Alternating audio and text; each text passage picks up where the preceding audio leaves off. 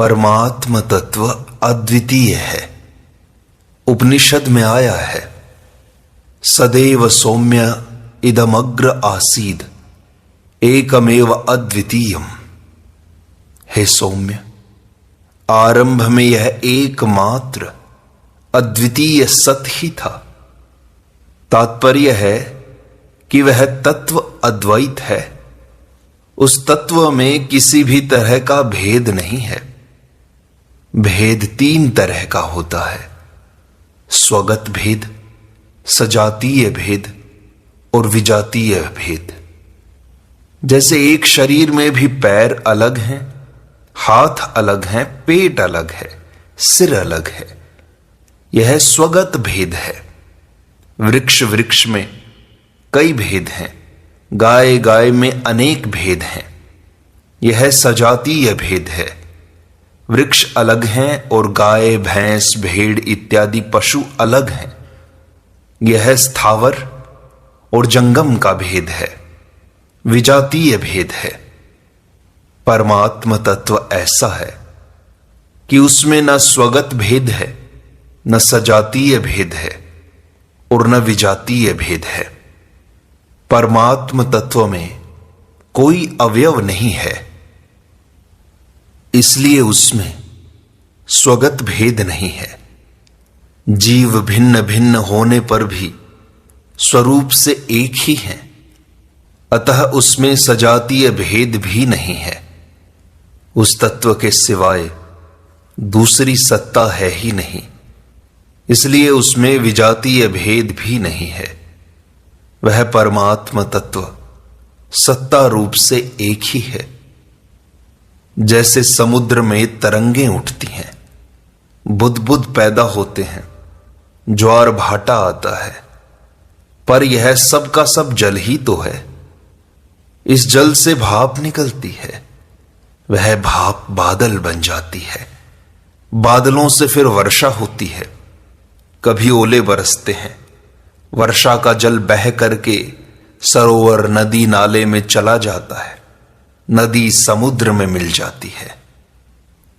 इस प्रकार एक ही जल कभी समुद्र रूप से, कभी भाप रूप से, कभी बादल रूप से, कभी बूंद रूप से, कभी ओला रूप से, कभी नदी रूप से, कभी आकाश में परमाणु रूप से हो जाता है।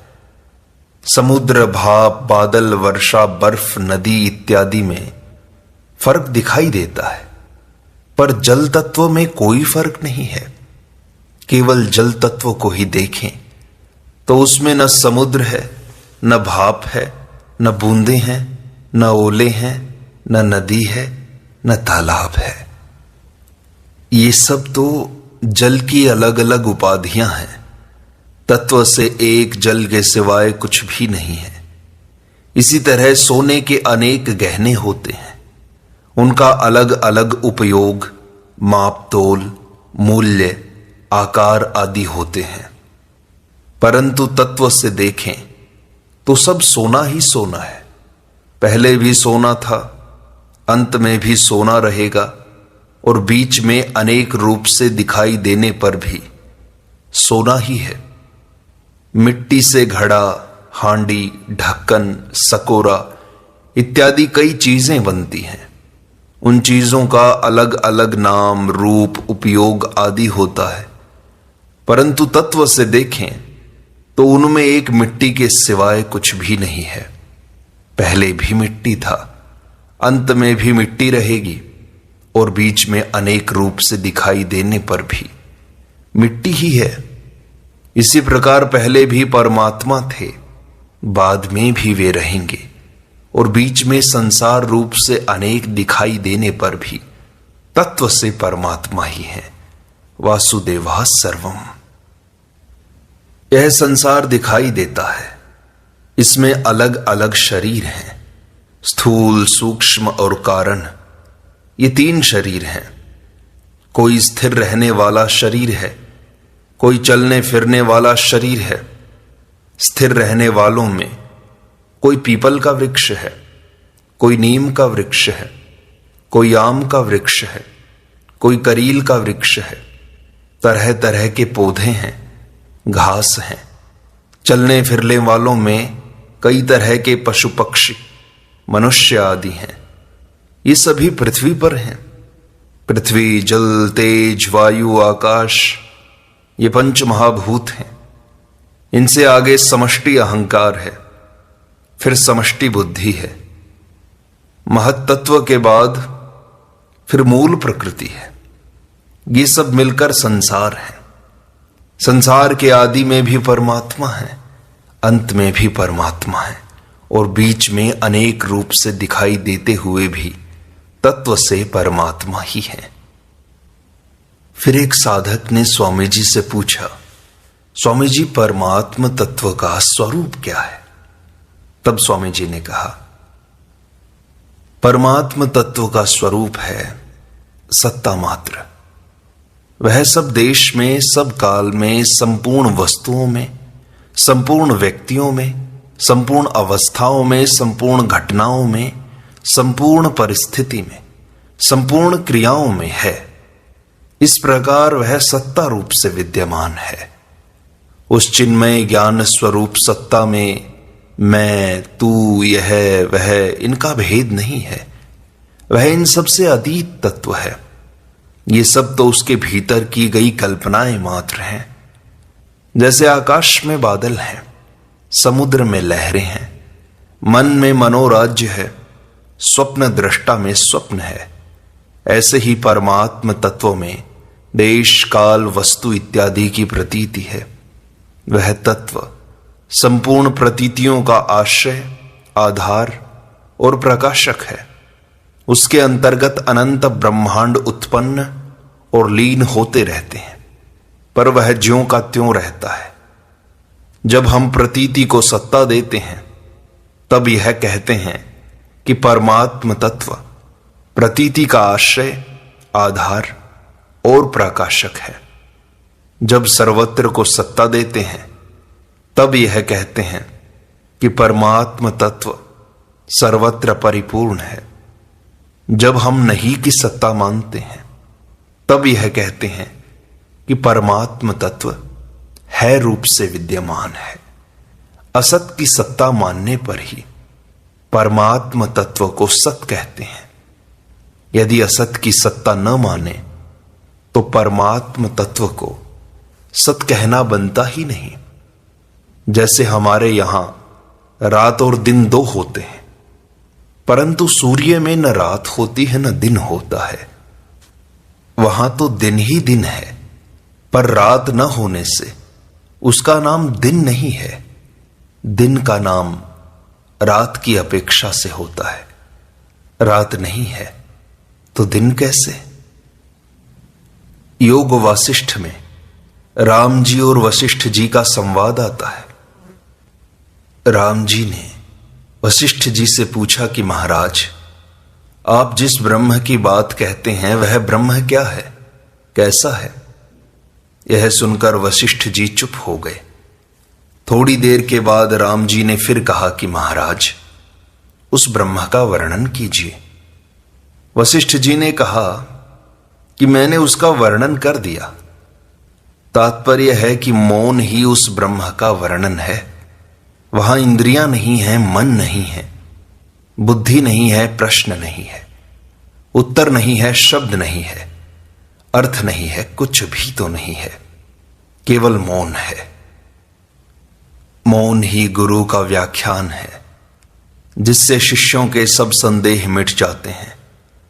गुरोस्तु मौनमाख्यानम शिष्यास्तु छिन्न संशयाः। यही है मौन। मौन ही उस ब्रह्म तत्व को बता सकता है।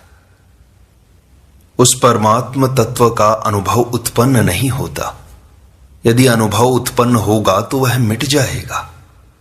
परमात्म तत्व तो अनुभव स्वरूप ही है। केवल उसकी तरफ दृष्टि जाती है। दृष्टि जाने से हृदय ग्रंथि का भेदन हो जाता है। सब संशय मिट जाते हैं और संपूर्ण कर्म नष्ट हो जाते हैं। भिद्यते हृदय ग्रंथिश छिद्यन्ते सर्व संशयाः क्षीयन्ते चास्य कर्माणि तस्मिन् दृष्टे परावरे। मैं हूं, यह हृदय ग्रंथि है की तरफ दृष्टि हो जाने से न मैं रहता है और न ही हूं रहता है, अर्थात हृदय ग्रंथि का भेदन हो जाता है। परमात्म तत्व क्या है, कैसा है, कौन है, ये संदेह नहीं रहते। संचित क्रियमाण और प्रारब्ध कर्मों का क्षय हो जाता है। परमात्म तत्व पर प्रकृति से भी परे है, सबसे प्रकृति भी वहां तुच्छ हो जाती है, अर्थात वहां तक पहुंच नहीं सकती। उस परावर परमात्म तत्व का वर्णन हो ही कैसे सकता है। ऐसे परमात्म तत्व की तरफ लक्ष्य होने पर वह ज्यों का त्यों रह जाता है। परमात्म तत्व के लिए कुछ भी कहें, सुने, पढ़ें, विचार करें, चिंतन करें, वह दूसरे की कुछ न कुछ सत्ता मानने से ही होगा। वास्तव में उसका वर्णन, विचार, चिंतन, संकेत कुछ भी नहीं हो सकता। किसी देश, काल, वस्तु, व्यक्ति, अवस्था, नाम, रूप आदि की कुछ न कुछ कल्पना करके ही उसका वर्णन हो सकता है। ऐसा वह स्वतः सिद्ध चिन्मय तत्व है।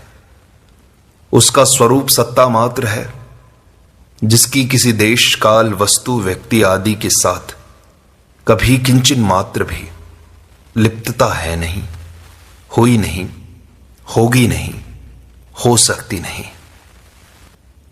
फिर एक साधक ने प्रश्न पूछा कि महाराज जी, उस तत्व की प्राप्ति के लिए क्या करना चाहिए। स्वामी जी ने कहा, परमात्म तत्व किसी देश, काल आदि में बंधा हुआ नहीं है। वह सब देश में, सब काल में, सब वस्तुओं में, संपूर्ण व्यक्तियों में, संपूर्ण घटनाओं में, सब परिस्थितियों में, सब अवस्थाओं में विद्यमान है और इन सब से अतीत भी है। जो सब में विद्यमान है वह हमारे अंदर भी विद्यमान है, और जो सब समय विद्यमान है वह अभी भी विद्यमान है। अगर वह हमारे में नहीं है तो उसको सब में विद्यमान नहीं कह सकते। अगर वह अभी नहीं है तो उसको सब समय में विद्यमान नहीं कह सकते। जो हमारे में है, अभी है, उसकी प्राप्ति के लिए परिश्रम की जरूरत नहीं है। परिश्रम तो उसकी प्राप्ति में होता है जो देश, काल, वस्तु आदि से थोड़ी दूर हो। अतः हम परिश्रम करेंगे, उद्योग करेंगे, पुरुषार्थ करेंगे, क्रिया करेंगे, तब उस तत्व की प्राप्ति होगी, ऐसी बात नहीं है। क्रिया करने से तो हम उससे दूर होंगे, क्योंकि क्रिया प्रकृति में होती है और प्रकृति सत नहीं है। प्रकृति से तो हमारा निरंतर संबंध विच्छेद हो रहा है। कोई भी अवस्था निरंतर नहीं रहती, परंतु सत तत्व से किसी का भी संबंध विच्छेद कभी हुआ नहीं, होगा नहीं, हो सकता नहीं। फिर उसके लिए किसी परिश्रम की क्या आवश्यकता है। जो मिटता है वह असत है, जो असत है उसका हमारे से स्वतः संबंध विच्छेद है। देखो, संकल्प पहले नहीं था, बाद में पैदा हो गया और फिर मिट जाएगा। संकल्प का होना भी मिटने में है और मिटना भी मिटने में है। मिटने के प्रवाह को ही होना कहते हैं, मरने के प्रवाह को ही जीना कहते हैं। अतः जो संकल्प अपने आप होता है उसकी उपेक्षा कर दें। उसको न अच्छा समझें, न बुरा समझें, न अपना समझें, न दूसरे का समझें। वह बना रहे, यह भावना भी न करें। वह मिट जाए, यह भावना भी न करें। यही जीवन मुक्त अवस्था है। गीता में आया है, प्रकाशम च प्रवृत्तिम च मोहम एव च पांडव न द्वेष्टि संप्रवृत्तानि न निवृत्तानि कांक्षति। हे पांडव, प्रकाश, प्रवृत्ति तथा मोह, ये सभी अच्छी तरह से प्रवृत्त हो जाएं, तो भी गुणातीत मनुष्य ये क्यों आ गए ऐसे इनसे द्वेष नहीं करता, और ये सभी निवृत्त हो जाएं, हट जाएं, तो इनके आने की इच्छा नहीं करता। मन में कोई भाव आ गया तो वह जाएगा, यह नियम है। जो उत्पन्न हुआ है वह मरेगा, यह नियम है। जाते हुए को हम भूल से आया हुआ मान लेते हैं, वास्तव में वह आया नहीं है, अपितु जा रहा है। उत्पन्न नहीं है, अपितु मर रहा है। जो जा रहा है, मर रहा है, उसके लिए क्या हर्ष और क्या शोक, क्या राजी क्या नाराजी। जो जा रहा है उसकी तरफ दृष्टि न डालें। सात्विक वृत्ति आई या राजसी वृत्ति आई या तामसी वृत्ति आई, संयोग हुआ या वियोग हुआ, आया या गया, कुछ न देखें। वास्तव में न कुछ आया है, न गया है, न उत्पन्न हुआ है, न नष्ट हुआ है। प्रत्युत गुण ही गुणों में वरत रहे हैं। अपना उससे कुछ प्रयोजन नहीं, कुछ लेन देन नहीं। इस प्रकार तटस्थ रहकर चुप शांत हो जाएं, तो हमारी स्थिति स्वतः तत्व में रहेगी। तत्व में स्वतः स्वाभाविक स्थिति का नाम ही जीवन मुक्ति है, कल्याण है, उद्धार है। अब परमात्मा प्राप्ति के साधन बतलाते हैं। परमात्मा तत्व की प्राप्ति के दो साधन हैं, पहला क्रिया प्रधान और दूसरा विवेक प्रधान। क्रिया प्रधान साधन में अभ्यास की मुख्यता होती है और विवेक प्रधान साधन में विवेचन की मुख्यता होती है। इन दोनों में किसी भी साधन को करें, अंत में विवेक की मुख्यता से ही परमात्म तत्व की प्राप्ति होगी। कारण कि क्रिया का तो आदि और अंत होता है, पर विवेक का आदि और अंत नहीं होता। अतः परिणाम में क्रिया का तो अंत हो जाता है और विवेक तत्वबोध में परिणत हो जाता है। विवेक का स्वरूप है गहरा विचार करना कि तत्व क्या है। विचार करने से जो अतत्व है उसकी निवृत्ति हो जाती है। अतत्व की निवृत्ति होने पर तत्व ज्यों का त्यों शेष रह जाता है, अनुभव में आ जाता है। अतः विवेचन परमात्म तत्व की प्राप्ति का मुख्य साधन है। शंकराचार्य जी महाराज कहते हैं, को दीर्घ रोगो भव एव साधो किम औषधम तस्य विचार एव। दीर्घ रोग क्या है हे साधो? संसार में आना ही दीर्घ रोग है। उसकी दवा क्या है? विचार ही उसकी दवा है। कारण कि अविचार से ही बंधन हुआ है। विचार दो तरह का होता है, एक विचार करना होता है और एक विचार उदय होता है। जो विचार किया जाता है उसमें तो क्रिया है, परंतु जो विचार उदय होता है उसमें क्रिया नहीं है। विचार करने में तो बुद्धि की प्रधानता रहती है, पर विचार उदय होने पर बुद्धि से संबंध विच्छेद हो जाता है। अतः तत्वबोध विचार करने से नहीं होता, अपितु विचार उदय होने से होता है। तात्पर्य है कि तत्व प्राप्ति के उद्देश्य से विचार करते करते संसार के साथ मेरा संबंध है ही नहीं, हुआ ही नहीं, होगा ही नहीं, होना संभव ही नहीं, इस विचार का उदय होता है। विचार का उदय होते ही विवेक बोध में परिणत हो जाता है, अर्थात असत से संबंध विच्छेद हो जाता है, और संबंध विच्छेद होते ही तत्वबोध हो जाता है। विचार का उदय होने को ही गीता ने स्मृतिर्लब्धा कहा है। जीव सत्य संकल्प परमात्मा का अंश है।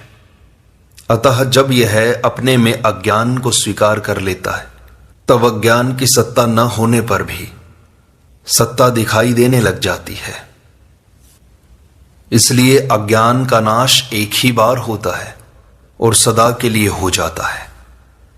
कारण कि जब अज्ञान की सत्ता ही नहीं है, तो फिर पुनः अज्ञान होगा कैसे? अतः नित्य निवृत्त अज्ञान की ही निवृत्ति होती है और नित्य प्राप्त तत्व की ही प्राप्ति होती है। अभ्यास से अप्राप्त की प्राप्ति होती है और विवेचन से नित्य प्राप्त की प्राप्ति होती है। अतः अभ्यास सांसारिक वस्तु की प्राप्ति में काम आता है और विवेचन परमात्म तत्व की खोज में काम आता है। यद्यपि विवेचन के बिना अभ्यास नहीं होता, तथापि केवल विवेचन से सांसारिक वस्तु की प्राप्ति नहीं होती। जैसे तबला बजाना सीखते हैं तो पहले उसका विवेचन करते हैं, बोल सीखते हैं, फिर उसका अभ्यास करते हैं। केवल विवेचन करने से मनुष्य बोल तो सीख जाता है पर तबला नहीं बजा सकता, परंतु केवल विवेचन करने से मनुष्य परमात्म तत्व को प्राप्त कर सकता है। अभ्यास से नींद आती है और विवेचन से नींद उड़ जाती है।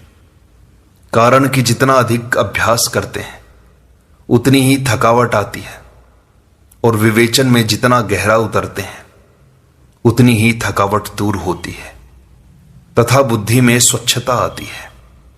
अभ्यास से एक नई अवस्था का निर्माण होता है और विवेचन से अवस्थातीत तत्व का अनुभव होता है। परमात्म तत्व नित्य प्राप्त है, अतः उसकी खोज होती है, निर्माण नहीं होता। परमात्म तत्व की खोज के लिए जब साधक विवेचन करता है तब उसका विवेक विकसित होकर तत्वबोध में परिणत हो जाता है। परंतु जब वह केवल सीखने के लिए विवेचन करता है तब वह अत्यधिक मोह में आबद्ध हो जाता है। कारण कि सीखना बुद्धि का संग्रह है। यह सिद्धांत है कि संग्रह संग्रही को दबाता है, उसकी फजीती करता है और त्याग त्यागी को स्वतंत्र बनाता है, उसकी इज्जत बढ़ाता है। जैसे धन का संग्रह करने वाला धन के कारण अपने को बड़ा मानता है तो वास्तव में धन ही बड़ा हुआ, वह खुद तो छोटा ही हुआ। वह अपने को धन का मालिक मानता है पर वास्तव में उसका गुलाम हो जाता है, तो यह उसकी फजीती ही हुई। तात्पर्य है कि संग्रह में जड़ की मुख्यता होती है और त्याग में चेतन की मुख्यता होती है। अतः संग्रह करने से स्वयं दब जाता है तथा जड़ता आ जाती है और अनुभव से संग्रह दब जाता है तथा चेतनता आ जाती है। संग्रह कितना ही क्यों न हो सीमित ही होता है, पर त्याग सदा असीम होता है। सीमित वस्तु से सीमित संसार की प्राप्ति होती है और असीम वस्तु से असीम परमात्म तत्व की प्राप्ति होती है। अतः साधक को परमात्म तत्व की खोज के लिए विवेचन करना चाहिए, बुद्धि के संग्रह के लिए अर्थात सीखने के लिए नहीं। इसलिए संतों ने कहा है, जिन खोजा तिन पाइया गहरे पानी पैठ, मैं बोरी डूबन डरी रही किनारे बैठ।